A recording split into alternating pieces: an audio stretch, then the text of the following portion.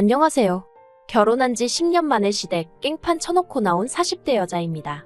진짜 어머님 머리털 안 잡아 뜯어놓은 게 용하다 싶을 정도로 그땐 저도 제정신이 아니었네요. 남편하고는 같은 직장을 다니면서 알게 된 사이입니다.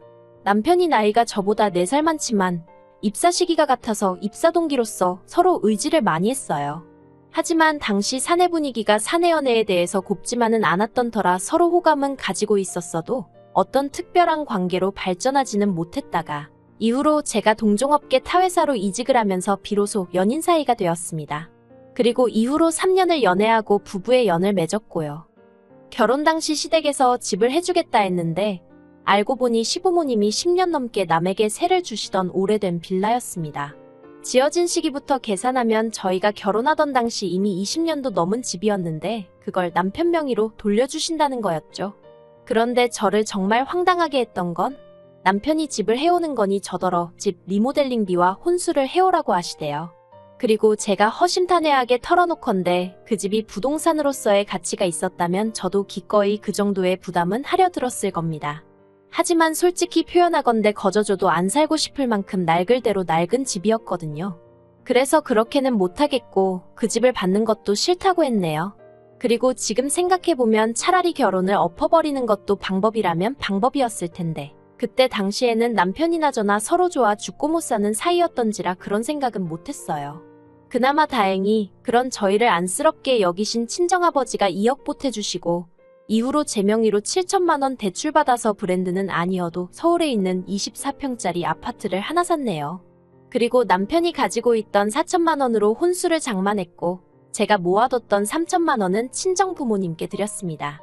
숫자로만 따지자면 이 돈이 있으니 대출을 덜 받는 것도 방법이었지만 당시에는 이자가 그렇게 비싸지 않았고 2억이라는 큰 돈을 지원해주신 친정 부모님에게 나름대로 감사 표현을 하고 싶었기 때문에 대출은 대출이고 드리는 돈은 드리는 돈이라고 계산을 했던 거죠. 아무튼 그렇게 나름의 우여곡절을 견뎌내고 신혼생활을 시작했습니다. 하지만 신혼의 단꿈은 오래가지 못했어요. 결혼한 지 1년 만에 아주버님네 식구들이 해외로 이민을 갔거든요. 그리고 아주버님네 이민이 제 인생에 그렇게 많은 영향을 끼칠 거라곤 그땐 미처 상상도 하지 못했네요. 시작은 아주버님네가 이민을 떠난 직후 시부모님이 저희 동네로 이사를 오시면서 시작되었어요. 이사를 오신 이유는 그래도 자식 하나는 옆에 둬야 필요할 때 써먹을 거 아니냐는 거였죠. 사실 저희 시부모님은 어머님이고 아버님이고 할 것 없이 하고 싶은 말은 생각 없이 바로 내뱉으시는 분들입니다. 니네 엄마 니네 아빠와 같은 엉망이 노칭은 기본이고요. 며느리인 저를 부르실 때도 야, 너 이것도 기본이에요. 남편한테도 걸핏하면 이 자식 저 자식 하다못해 동네 식당을 가서도 사장님이라던가 좀 좋게 부를 수도 있잖아요. 근데 아줌마, 거기 할머니. 오죽하면 제가 어머님 아버님은 어떻게 하면 상대의 기분을 망칠까 매일 그 고민을 하시는 분들 같다고 남편한테 말했을 정도였네요. 하지만 시부모님의 문제는 이게 다가 아니었어요. 저와 남편을 힘들게 한 결정적인 이유는 따로 있었죠. 그건 바로 저희를 무슨 당신들 몸종 부리듯 하셨다는 거예요. 아주버님네가 이민을 떠났더네. 저는 눈에 넣어도 아프지 않을 지금의 딸아이를 가졌습니다. 그리고 솔직히 시부모님이 걸어서 10분 거리에 살고 계셨으니 저는 어머님에게 약간의 도움을 받고 싶었어요. 지금이야 출산휴가니 육아휴직이니 워낙에 잘 되어 있지만 제가 딸아이를 가졌을 때만 하더라도 그게 적어도 회사 내에서는 어지간히 눈치를 봐야 하는 일 중 하나였으니까요. 그런데 어머님은 조금도 저희를 도와주실 생각이 없으셨어요. 오히려 제가 입덧으로 고생을 하는 와중에도 어머님이 저희 집에서 당신 생일 파티를 준비하라며 고추 잡채다 뭐다 온갖 음식을 만들라 시키시질 않나. 아버님은 날 더우니 저더러 콩국수를 만들어라. 세탁소는 비싸니 직접 당신 바짓단을 고쳐라. 정말 너무 힘들게 하시대요. 그리고 그때만 하더라도 시집 온 지 얼마 되지 않은 데다가 저희 친정어머니도 친할머니를 오랫동안 모시면서 시집살이를 호되게 하셨거든요. 그래서 저는 그렇게 살지 말아야지 했는데도 저도 모르게 보고 배웠던 건지 시부모님의 그런 말씀을 거역하는 게 쉽지가 않았어요. 그래서 남편한테 말 한마디 제대로 못하고 혼자 우국거리고 눈물 삼켜가며 맞벌이하는 와중에 생고생을 하다가 결국 친정부모님한테 엉엉 울면서 애고모고 다 포기하고 싶다며 그간의 일을 털어놓았거든요. 그랬더니 이제 상황 파악을 하신 친정아버지가 남편을 불러서 이렇게 고생시킬 거면 그냥 이혼하라고 하셨습니다. 그리고 친정아버지의 불호령을 듣고 남편은 자기는 정말 아무것도 몰랐다면서 죄송하다고 정말 저희 친정부모님께 손이 발이 되게 빌더니 제 앞에서도 무릎을 꿇고 엉엉 우는 거예요. 그래서 결국 처음이자 마지막으로 봐주겠다 했어요. 어쨌든 뱃속에 아이가 있었으니 저도 솔직히 이혼할 엄두가 안 나기도 했고요.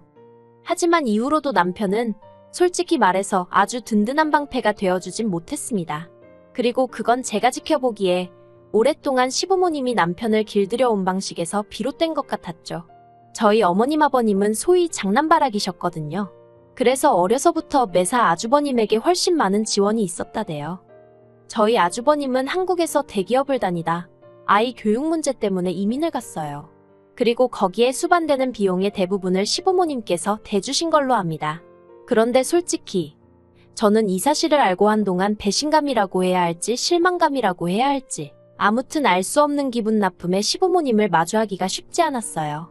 왜냐하면 제가 앞서 잠시 언급했듯이 저와 남편이 결혼할 때는 정말 다 쓰러져가는 허름한 빌라를 무슨 집이랍시고 주신다면서 얼마나 생색을 내셨는데요. 그런데 막상 저희 친정아버지가 그런 집에서 제가 사는 꼴은 볼 수 없다며 집을 해주겠다 하시니까 시부모님께서 하시는 말이 저도 싫다는데 어쩌겠냐며 대신 당신들은 돈이 없어 따로는 한 푼도 지원해주지 못한다 하셨습니다. 그리고 이 말을 들었을 때 솔직히 서운한 마음이 없었다면 거짓말이죠. 저도 하다못해 어머님한테 실반지 하나라도 받아보고 싶었거든요. 하지만 두 분이 사는 게 어려워 가진 게 없으시다는데 어쩌겠어요? 제가 재산을 맡겨놓은 것도 아니고 그러니 아쉬움과 서운함은 컸지만 그러려니 하고 알겠다고 넘어갔습니다. 저희 친정부모님도 마찬가지셨어요. 세상에 있는데 안 해주는 부모는 없다며 없는 부모 마음은 어떻겠냐고 그러니 당신들이 이해하겠다고 저희도 시부모님을 원망하면 절대로 안 된다고 하셨죠. 그런데 1년 만에 아주버님이 이민을 가겠다 하니까 있던 집도 팔아서 목돈을 해주고 대신 굳은일에는 저희를 부려먹으시려고 저희 동네로 오신 거더라고요. 그러니 이런 상황을 알고 마음 상하지 않을 아들 며느리가 세상에 몇이나 있을까 싶대요. 아무튼 그렇게 아주버님네와 저희에 대한 차별은 노골적이셨는데 그럼에도 불구하고 남편은 어머님 아버님의 부탁이라면 쉽게 거절하지 못하더라고요.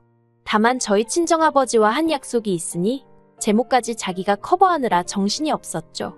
그리고 남편 혼자 고군분투하는 걸 보고 있으니 제 마음이 좋지 않아 결국 저도 또다시 어머님 아버님의 몸종 아닌 몸종 노릇을 하게 되었고요. 그렇게 정신없이 10년을 살았습니다. 그리고 그나마 다행히 세월의 힘이라고 해야 할지 저도 최근에 들어서는 어머님 아버님께 때로는 그게 아니다, 싫다, 못한다 정도는 말할 수 있게 되었었네요.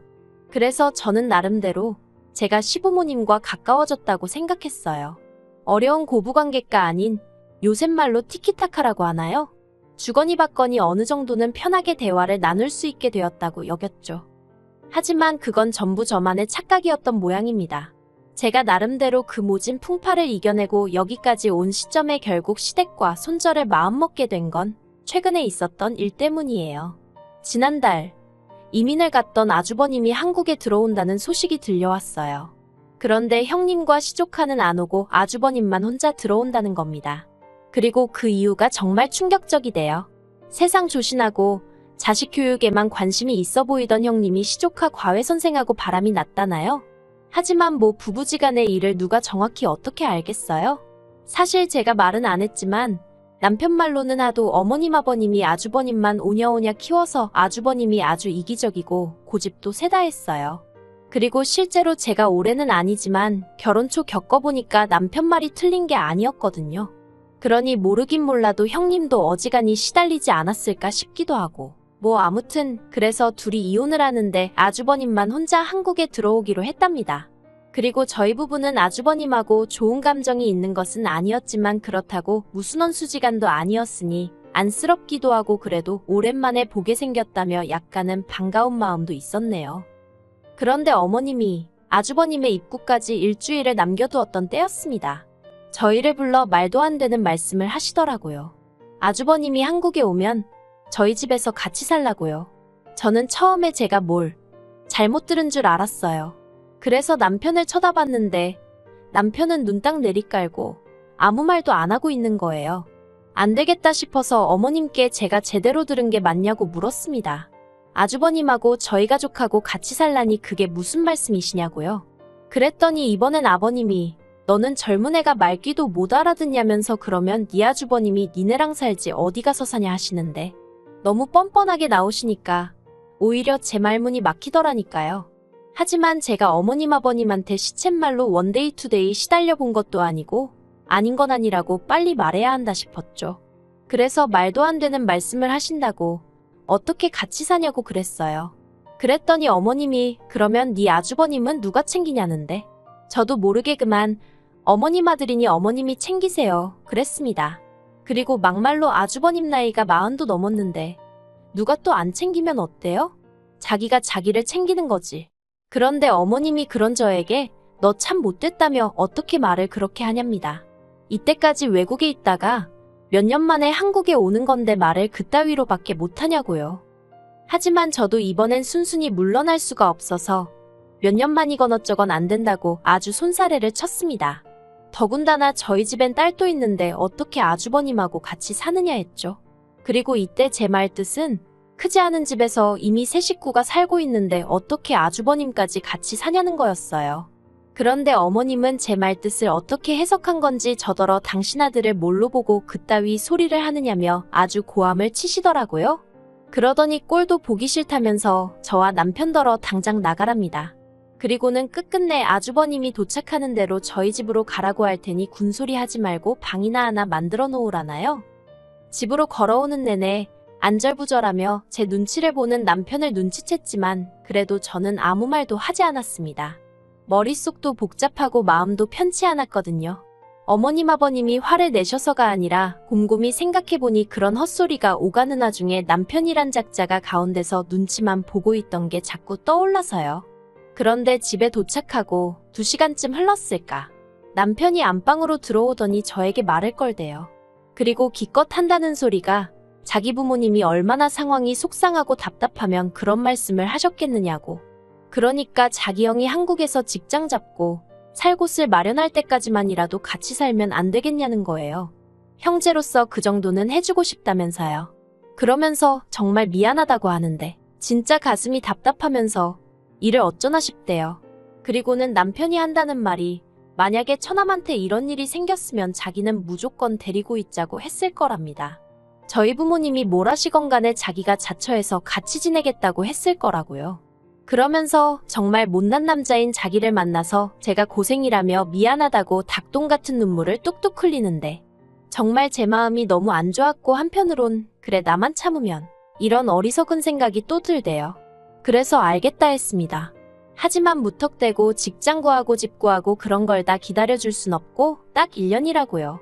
그랬더니 남편이 그것만으로도 충분하다며 너무 고맙다더니 제 마음이 바뀔까봐 걱정이라도 된 건지 바로 다시 시댁에 가자대요. 그래서 다시 시댁으로 향했습니다. 그리고는 남편하고 상의 끝에 딱 1년만 같이 지내보기로 했다고 말씀을 드렸죠. 그리고 솔직히 말해서 제가 무슨 새색시도 아니고 시부모님한테 듣는 칭찬 한마디가 아쉬운 그런 상황은 아니었거든요. 하지만 그럼에도 불구하고 적어도 시부모님 두 분 다 저에게 고맙다는 말 한마디는 하실 줄 알았어요. 그런데 어머님이 하시는 말씀이 가관이었습니다. 잘 생각했다 하시더니 그러면 아주버님 오는 날에 맞춰서 아주버님 생일상도 좀 차리래요. 그 몇 년을 떨어져 있느라 생일상 한번 못 챙겨줬지 않았냐며 그간의 것 다 해준다 생각하고 저더러 생일상을 차리랍니다. 그러면서 너 잘하는 거 뭐냐 갈비랑 고추 잡채랑 연어 샐러드인가 그거랑 그리고 밥은 햅쌀 싸다가 하고 어쩌고 저쩌고 하시는데 순간 욱하는 거예요. 아니 데리고 살아준다고 했으면 그것만으로 감지덕지 하시지 곧장 하는 김에 이거 해라 저거 해라.